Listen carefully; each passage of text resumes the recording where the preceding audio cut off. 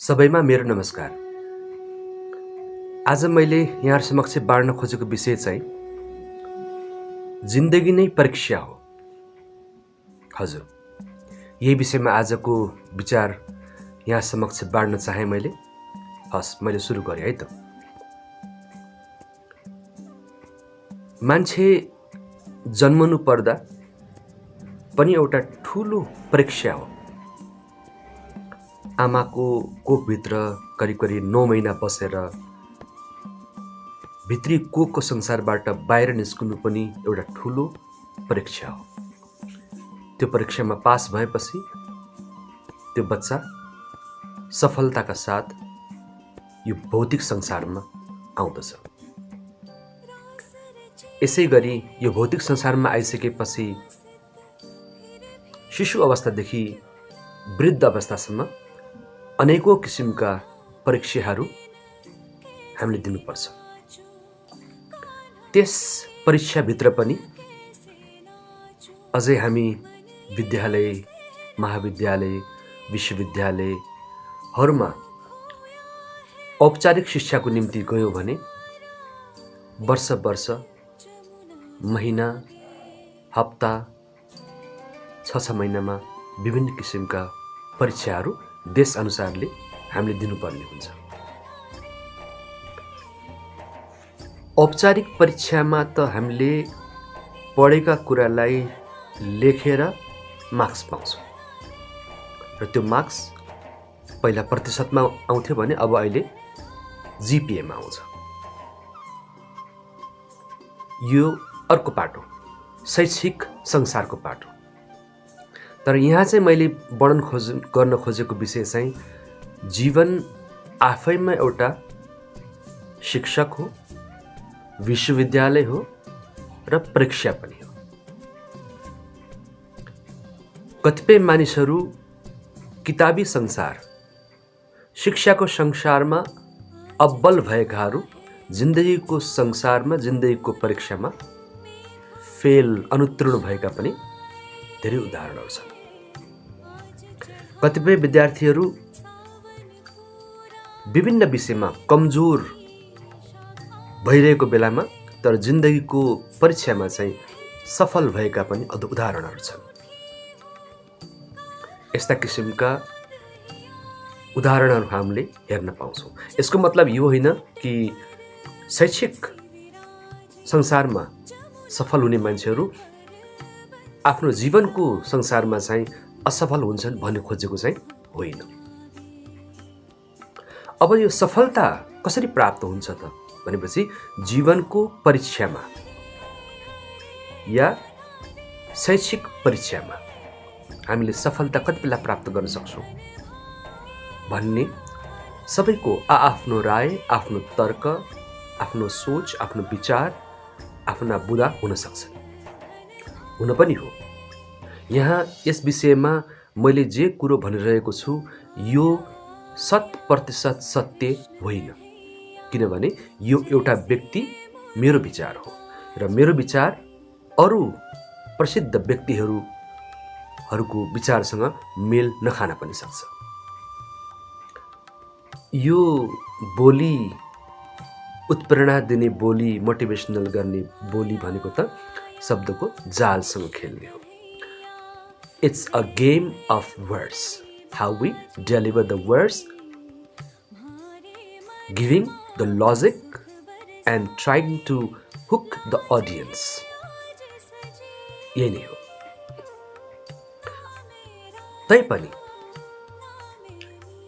शैक्षिक संसार होस् या जीवनको संसार, शैक्षिक परीक्षा होस् या जीवनका परीक्षा, जीवनका परीक्षामा त पल पल हाम्रो टेस्ट भइरहेको हुन्छ। हामी कतिले थाहा पाउँछौँ, कतिले थाहा पाउँदैनौँ र त्यही आफ्नो जीवनमा गरेका गल्तीहरू जुन पछि अनुभवको रूपमा रहन्छन् र बुवा आमा, हजुरबुवा हजुरआमा, शिक्षकहरूले आफूभन्दा सानालाई वर्णन गर्न खोज्दा आफूले गरेका गल्तीहरू साना विद्यार्थीहरू र सन्तानमा त्यो नदोहोरियोस् भन्ने हेतुले विभिन्न विचारहरूको सम्प्रेषण हुन्छ। यद्यपि कतिपयले बुझ्छन् र बुझेर त्यो काममा लाग्छन् र कतिपयले बुझ्दैनन्। जब बुझ्ने समय आउँछ उमेरले धेरै नेटो काटिसकेको हुन्छ। यस्तो समस्या छ हामी कहाँ। अब यो किन हुन्छ त भनेपछि हामी सदा जोशमा हुन्छौँ। तपाईँ हामी जुनसुकै भूगोलको व्यक्ति पनि जोशमा हुन्छौँ। जब हामी जोशमा हुन्छौँ तब हामीलाई कतिपय कुराहरू, कतिपय विषयवस्तुहरू हामी बिर्सन्छौँ। हामी आफ्नो धरातल बिर्सन्छौँ। जब हामी धरातल बिर्सन्छौँ त कतिपय समस्याहरू आइपर्छन्। त्यस्तै गरेर कतिपय समयमा फेरि हामी दोष हेर्छौँ। केवल दोष देख्छौँ। दोष आफूमा होइन, दोष अरूमा देख्छौँ। यो दोष देख्ने बानीले पनि जिन्दगीका परीक्षाहरूमा हामी असफल भइरहेको छौँ। आफूलाई हेर्नु पर्थ्यो, आफूलाई केलाउनु पर्थ्यो, आफ्नो बारेमा अनुसन्धान गर्नु पर्थ्यो, तर हामी सम्पूर्ण दोष अरूलाई दिन खोज्दा र दिँदा हामी पनि आफ्नो जीवनमा फेल हुन्छौँ। अर्को छ हामी बेहोस। हामी बेहोस हुन्छौँ। हामी बेहोसी अवस्थामा हुन्छौँ। हामी 2-4 जना मित्रहरूका बीचमा राष्ट्रिय अन्तर्राष्ट्रिय अर्थव्यवस्था विज्ञानका कुराहरू गर्दा हामी आफूलाई निकै ठुलो व्यक्तित्व भएको महसुस गराउँछौँ। तर समस्या के आउँछ? ती सब कुराहरू केवल गफ मात्रै हुन्, समय काट्ने मेलो मात्रै हो। त्यस्ता ठुला गहन जुन विचारहरू हामी सम्प्रेषण गर्छौँ खालि बोल्नको लागि मात्रै बोलेर, त्यसले आफ्नो जीवनमा परिवर्तन ल्याउँदैन र ल्याएको देखिँदैन पनि। केवल त्यो एउटा हाम्रो गफ गर्ने बेला मात्रै हो। यदि यहाँ पत्याउनुहुन्न भने कहीँ पनि विभिन्न मानिसहरूलाई, सम्पूर्ण मानिसहरूलाई गफको टाइममा महान गफहरू, ठुला ठुला विचारहरू, यद्यपि कतिपय ती विचारहरू आफ्नै जीवनमा प्रयोग नभएको हामीले देखिराखेका हुन्छौँ। यदि हामीले गहन हेर्ने हो भने, गहन तरिकाले अनुसन्धान गर्ने हो भने त्यो वक्ताले आफ्नो जीवनमा त्यो प्रयोग गरेको कम हुन्छ। त्यसबाट यो हो बेहोसी अवस्था। बेहोसी अवस्थामा भएको मानिसले पनि जीवनका परीक्षाहरूमा सफल प्राप्त गर्छ भन्ने कुरामा अलिकति समस्या हुन्छ। अलिकति विश्वास कम हुन्छ, अविश्वास बढी हुन्छ। अर्को हामी छौँ एकदम रोषमा भएको मान्छे, जहिले पनि रिसमा भएको मान्छे। जब हामीमा रोषमा हुन्छौँ हामी आफूलाई ठुलो देख्छौँ र अरूलाई सानो देख्छौँ। र यो कुरो घरभित्र र घर बाहिर प्रयोग गर्दा, व्यवहारमा आफै आउँदा यसले मानिसको व्यक्तित्व, उसको अर्थव्यवस्था, उसको सामाजिक अवस्था, मनोवैज्ञानिक अवस्था र चौतर्फी जुन क्षेत्रहरू छन् यसलाई हानि गर्छ। जब मानिसको मनोविज्ञानलाई नै हानि गरेपछि मानिस सफलतातिर लाग्न सक्छ या जीवनका परीक्षाहरूमा पास हुन्छ भन्ने कुरामा प्रश्न चिन्ह लाग्दछ। अहिले मैले कुरा गरेका विभिन्न विषयहरू थिए जोशमा रहनु, दोष देख्नु, बेहोसीमा रहनु र रोषमा रहनु। यी चारवटा शब्दहरूले र त्यसका प्रभावले मानिस जीवनलाई नष्ट गरिदिन सक्छ।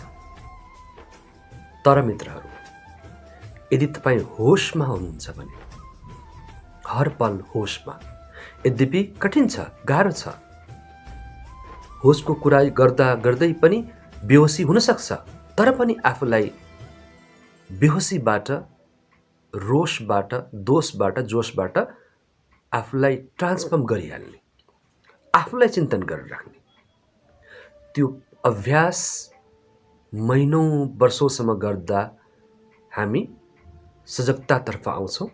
जब हामी सजगतातर्फ आउँछौँ, आफूलाई चिन्छौँ, अनि जब आफूलाई चिन्छौँ, आफ्ना स्वभावलाई चिन्छौँ, आफ्नो प्रभावलाई चिन्छौँ, आफ्नो अभावलाई चिन्छौँ, त्यसपछि हामी आफ्नो बारेमा हामी ज्ञाता हुन्छौँ।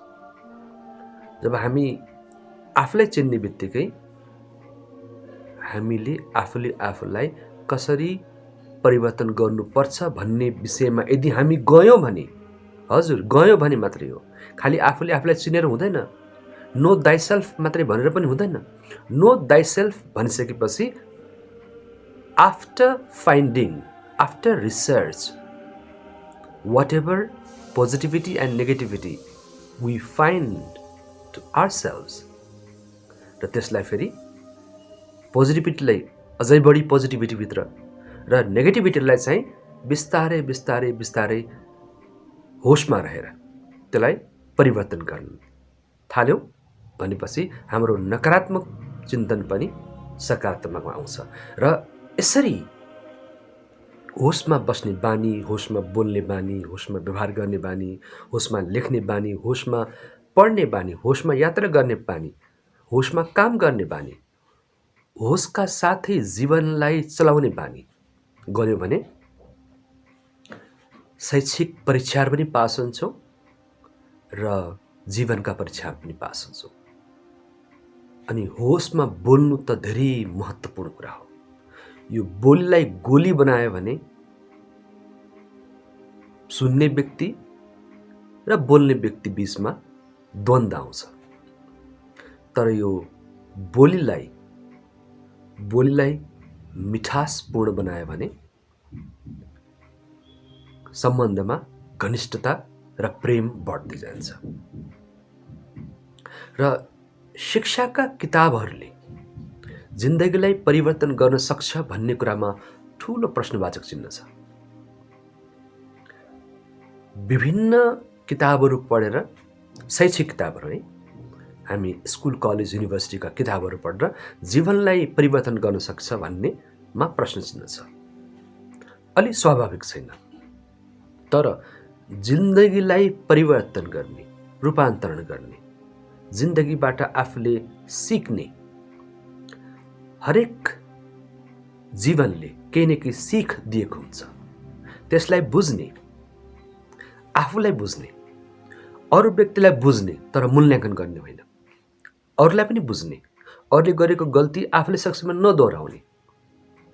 यसरी हामी रिसर्च गर्दै गयौँ, सामाजिक अनुसन्धान गऱ्यौँ, व्यवहारलाई अनुसन्धान गऱ्यौँ, बोलीलाई अनुसन्धान गऱ्यौँ, आफ्नो सोचलाई अनुसन्धान गऱ्यौँ, आफ्नो कार्यशैलीलाई हामीले अनुसन्धान गऱ्यौँ र त्यसलाई रूपान्तरण गर्दै गयौँ भने जिन्दगीको परीक्षामा असफल र अनुत्तीर्ण हुने भन्ने कुरा त कदापि नसोच्दा हुन्छ।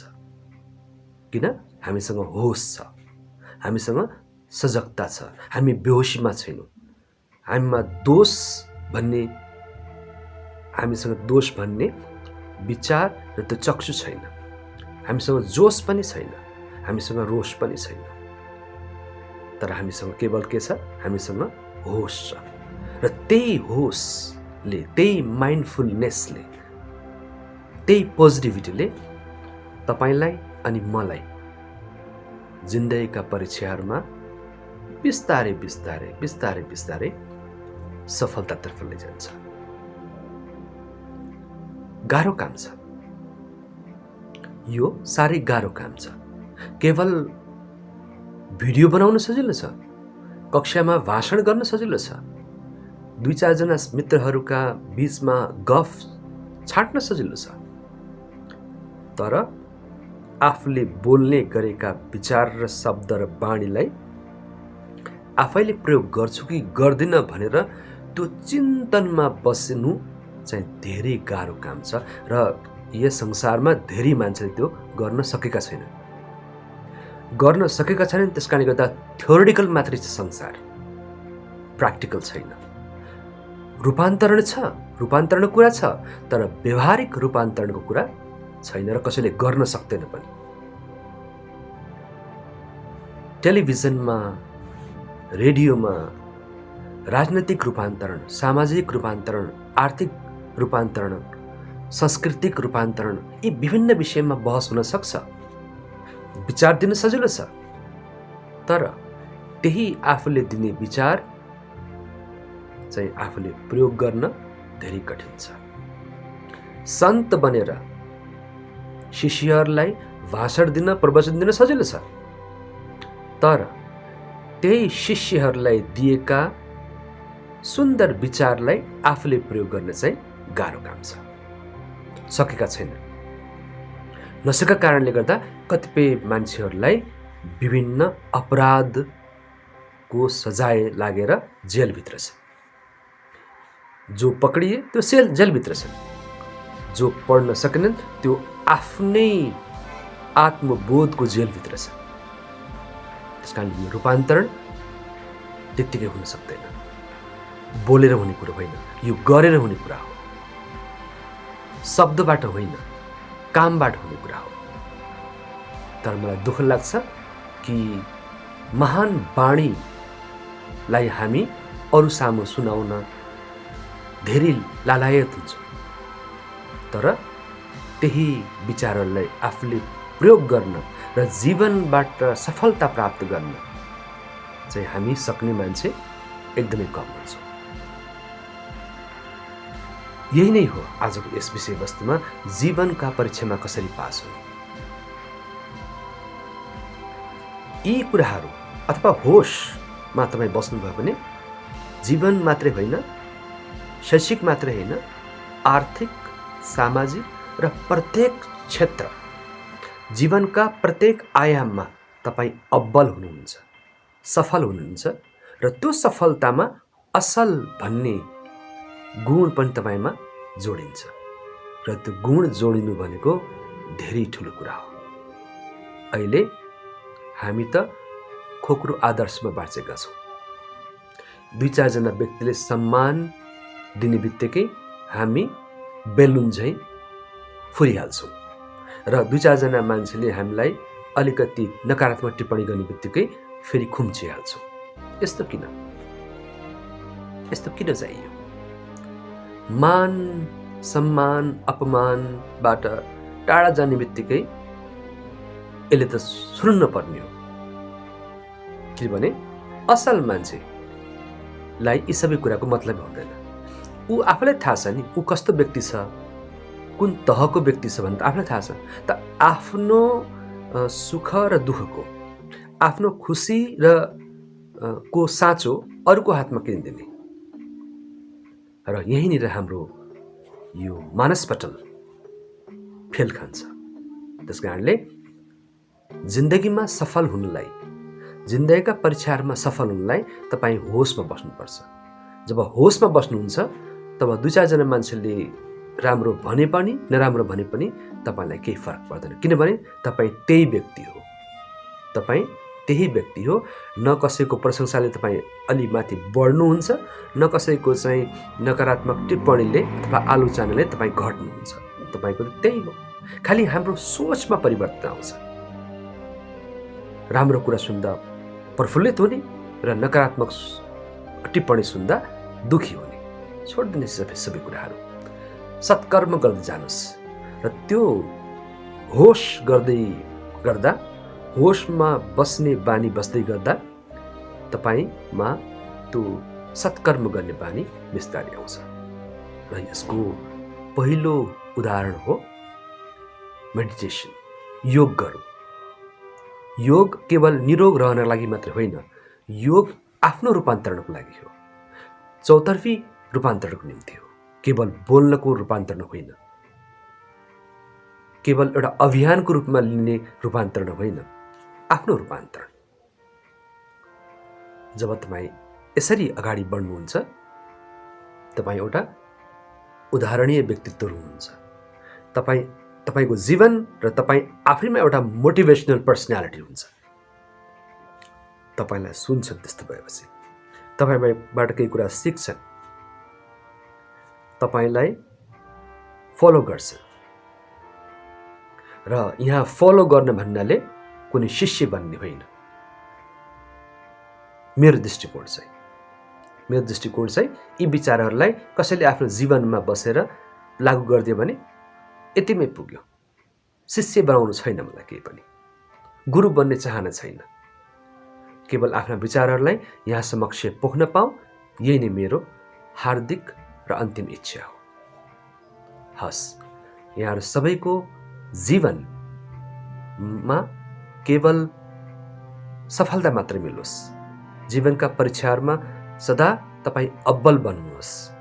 समाज, घर, परिवार, राष्ट्र र विश्वले तपाईलाई सफल व्यक्तिको सूचीमा राखोस्, असल व्यक्तिको सूचीमा राखोस्। र जहिले पनि तपाईँ think on goodness in life. हस्, धन्यवाद। नमस्कार। Thank you very much for watching my video.